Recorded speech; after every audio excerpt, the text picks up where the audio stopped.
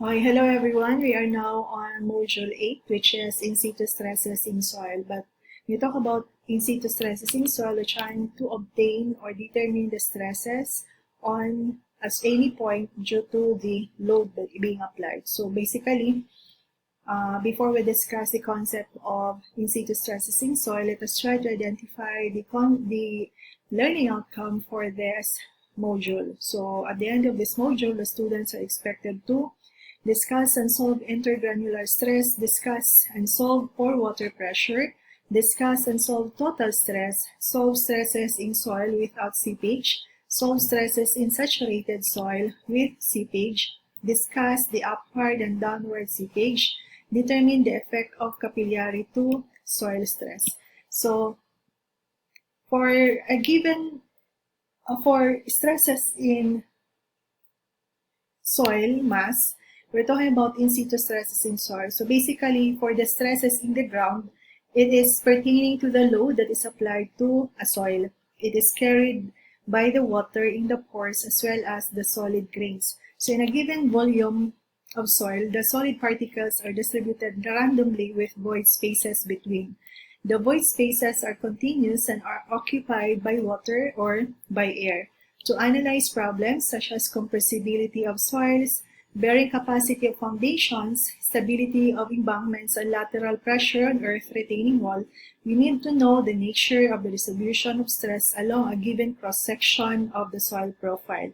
So the increase in pressure within the pore water causes drainage, or that is what we call flow out of soil, and the load is transferred to the solid grains. And you have to take note, of course, that the rate of drainage depends on the permeability of the soil. So, in this concept, in this chapter, we're talking about the determination of total stresses, pore water pressure, and effective stresses.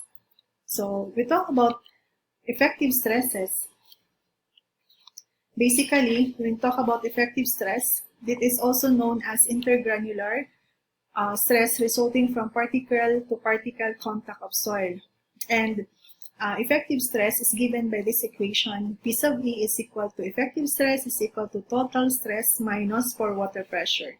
So when we talk about effective stress, the ground movement and instabilities can be caused by changes in total stress, such as loading due to foundations or unloading due to excavation. But they can also be caused by changes in pore pressure.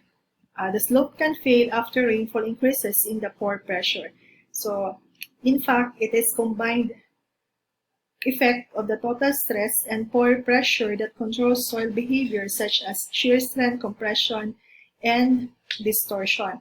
The difference between total stress and pore pressure is called effective stress. So, effective pressure, its importance. The principle of effective stress is fundamentally important in soil mechanics. It must be treated as a basic axiom since soil behavior is governed by it. So total and effective stress must be identified, and it must be distinguished through calculations algebraically. Changes in water level below the ground, meaning to say the water table changes results in the change in effective stress below the water table. Changes in water level above the ground, for example, lake, river, etc., do not cause change in the effective stress in the ground below. We have to take note that the critical shear strength of a soil is proportional to the effective normal stress. Thus, a change in effective stress brings about change in strength. So, meaning to say, if the pore pressure increases, the effective stress decreases, and the critical strength of the soil will reduce, sometimes leading to failure.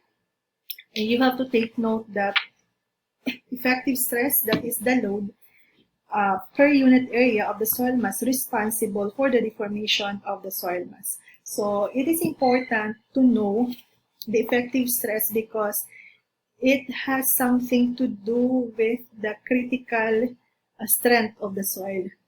Once the pore water pressure increases, This one, once this pore water pressure increases, our effective pressure or effective stress will decrease. And once this effective stress or effective pressure decreases, meaning to say the critical strength will also decrease and may sometimes lead to deformation. So meaning to say the effective stress is responsible for, this is the load per unit area that is responsible for the deformation of the soil mass. So the other critical, for example, the shear strength. Shear strength, of course, is important parameter in soil mechanics or in a certain soil sample, because the shear strength of the soil also varies with the change in effective stress. Meaning to say the shear strength is being affected by the effective stress. The shear strength of the soil affects the stability of the slope, earth pressure acting against the retaining structure, and bearing capacity of soil. And all these properties are affected by the effective stresses of the soil. So meaning to say the earth pressure, the stability of the slope, the shear strength, those are properties that is being affected by the effective stress. So meaning to say effective stress is an important concept to determine the property of the soil mass. Pore water pressure. When talk about pore water pressure, it is also known as neutral stress. Pore water pressure, or the neutral stress, in the stress induced by the water pressure, and it is given by this equation. Pore water pressure is equal to the unit weight of the water times the height of the water. If the soil is above the water table, of course, the pore water pressure for that is equal to 0. The water in the pores of a soil is called pore water. The pressure within this pore water is called the pore pressure. The magnitude of the pore pressure depends on the depth below the groundwater table and the condition of the seepage flow. And we have the total stress. The total stress, that is the sum of the effective and the neutral stress, or the pore water pressure. So it is given by this equation. Total stress is equal to effective pressure or effective stress plus neutral stress, or the pore water pressure.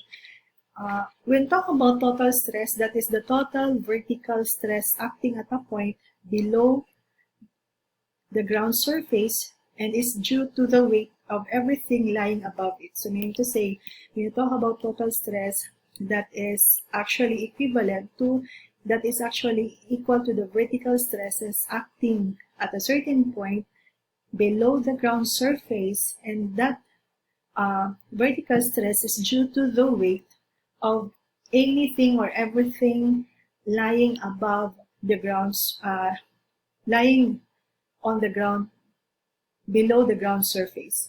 So the soil, water, and surface loading. So what are those weight that lies above the soil? So that can be a water, that can be a soil, and the surface loading.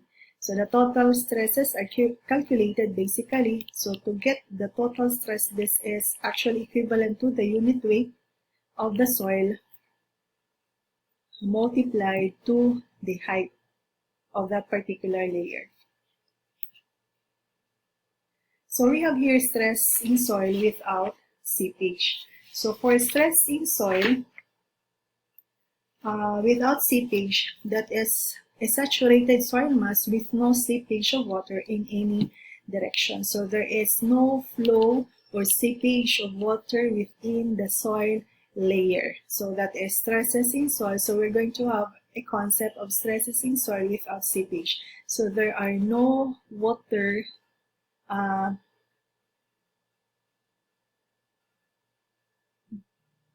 seepage within the soil layer. So the total stress at any elevation can be obtained from the saturated unit weight of the soil and the unit weight of the water above it. So basically the concept for this, we have to compute for the total stress first. So the total stress at any point, for example, point A, point B, point C, so the total stress at any point can be calculated by multiplying the depthness of this point to the unit weight, then plus,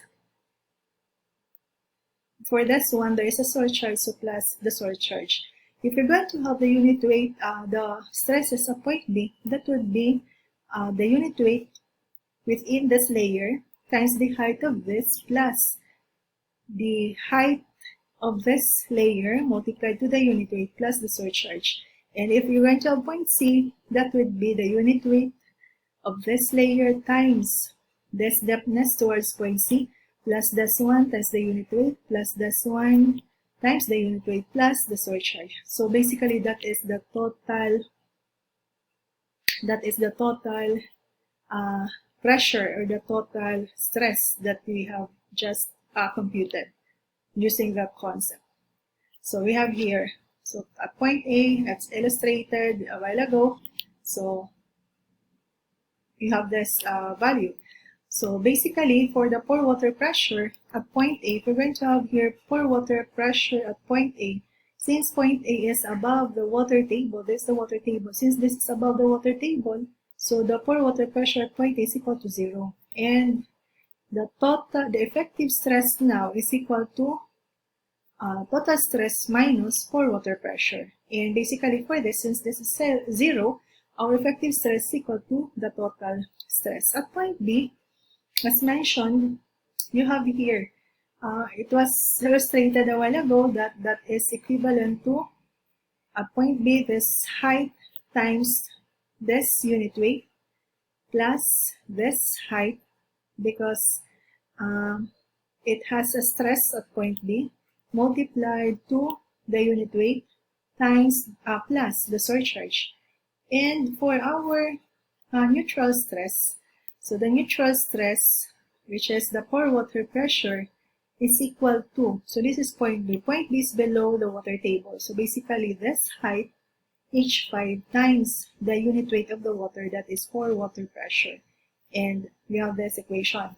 And the effective stress now would be, you simply have to minus or get the difference between the total stress and the pore water pressure. At point C.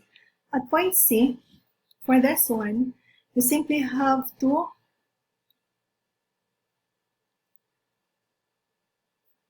height of this times the unit weight plus H2 times the unit weight plus H1 times the unit weight plus Q, the surcharge.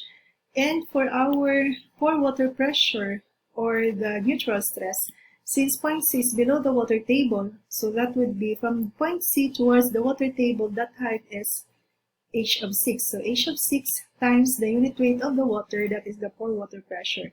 And to get the effective stress, you subtract total stress minus pore water pressure, and that is equal to effective stress. So that is a concept for stresses in soil without seepage. So if we're going to have a sample problem, a soil deposit is shown in this figure. The groundwater table initially at the ground surface was lowered to a depth of 25 feet below the ground. After such lowering, the degree of saturation of the sand above water table was lowered to 20%. So you're going to determine what is the vertical stress pressure at the mid-height of the clay layer before lowering of the water table in pounds square feet. What is the vertical effective pressure at the mid-height of the clay layer after lowering of the water table in pounds per square feet? And the last one, what is the vertical effective pressure when there is no water table in the sand layer in pounds per square feet?